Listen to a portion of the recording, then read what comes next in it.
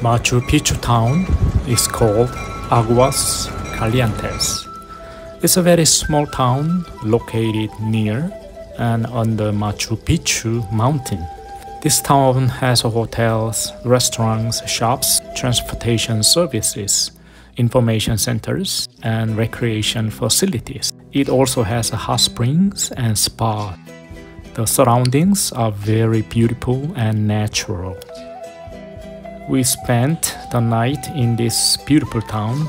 Early the next morning, we woke up and began day 2 of our Machu Picchu expedition.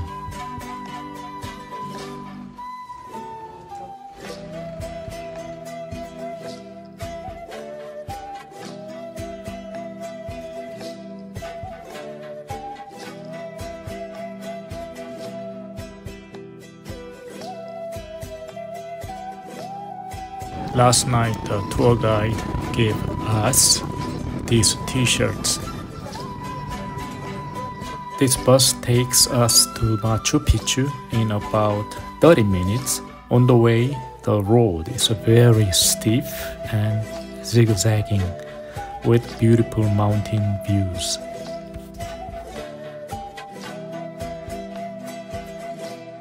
We go into entrance. This is very pretty much narrow.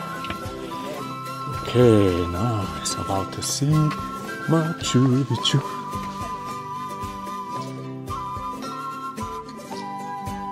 It's Machu Picchu, amazing shots. And along to see, that's the mountain. Tour guide, he did a great job. So, thanks a lot. yeah, finally, he lead us here, Machu Picchu. Machu means old and Picchu means mountain or summit. Literally the name means like an old mountain or old summit. You know, they know these 3 levels, example 3 animals.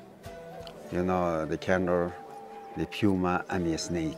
Each of these animals represented each of these sub-worlds as well. Of complexes, they were also connected by trails. The trails were very important for these Inca messengers. The messages, they were just like oral messages or like spoken messages. Rediscovered by this American guy whose name was Mr. Hiram Bingham. Mr. Bingham was a Hawaiian guy. Before he came to South America in 1911, because the complex was found on July the 24th, 1911. This is the first pictures of Machu Picchu. Have a look. Wow. Where you can see almost nothing. Wow. Right? Because the whole place was covered by vegetation. Because, for the expedition, it took like several months to clean up the place of this Sun Temple. But have a look, this temple, how was found by this American. It is almost the same. You know, carved by people in some living rock. Its population of Machu Picchu was like 600 people maximum. The largest city in that Inca time was the capital of the Incas, you know, Cusco. Because when the group of Spaniards were arriving in Cusco, they estimated its population in about 250,000 inhabitants.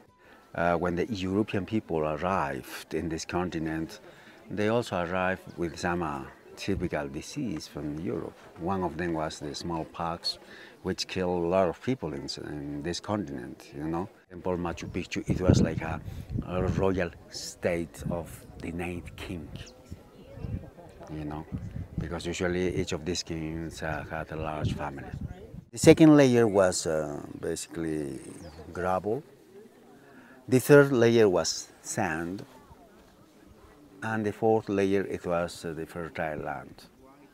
We can call it a humus now. Usually it was from 60 to 90 centimeters high, you know, and this last layer was used for growing different kinds of plants. Of course, I told you this area is a wet place, rainy place, you know, but the terraces, they never flood.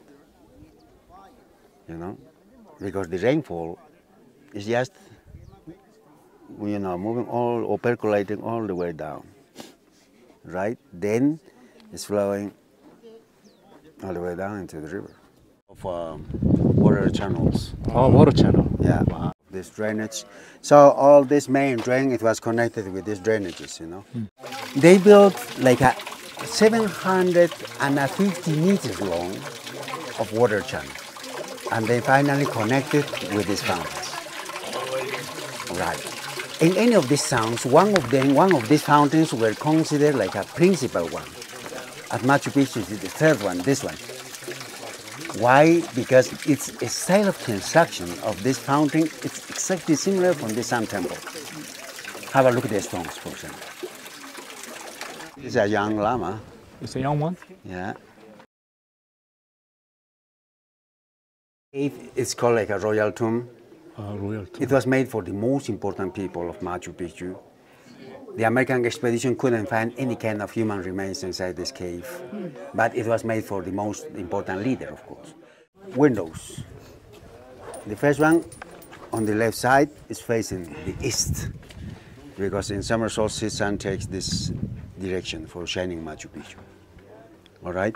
So a bit of the sunrise going through that window. On this side, you can see these locking systems as well, you know.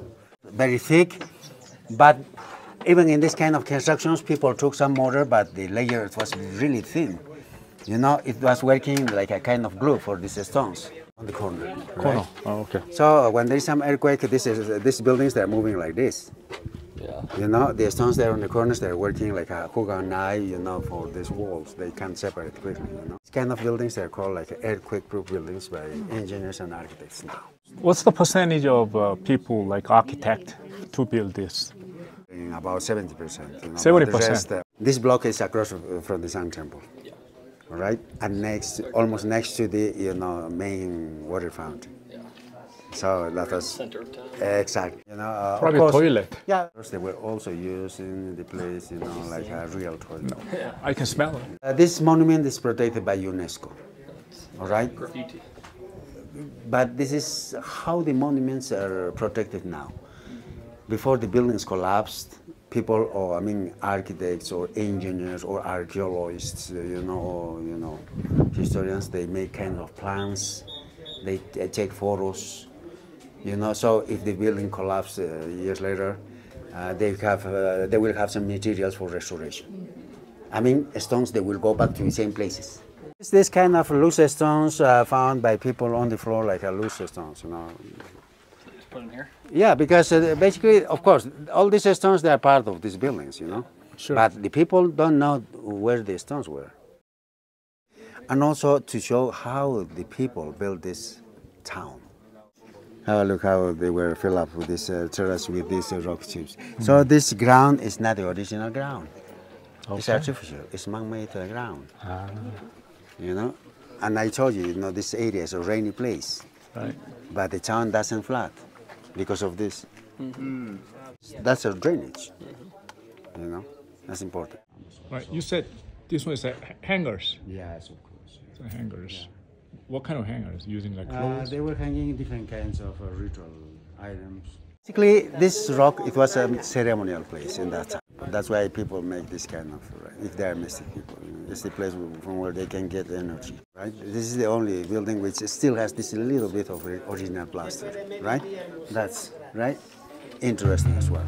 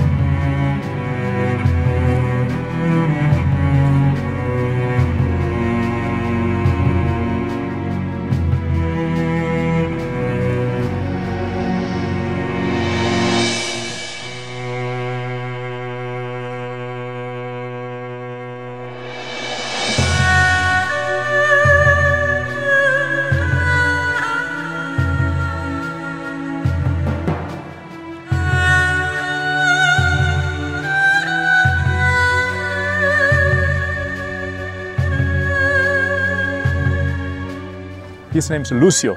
Lucio, great tour guide, and he did a good job. 2 days the tour, and then first day is the Inca trail. Yeah, that's a 2-day trail.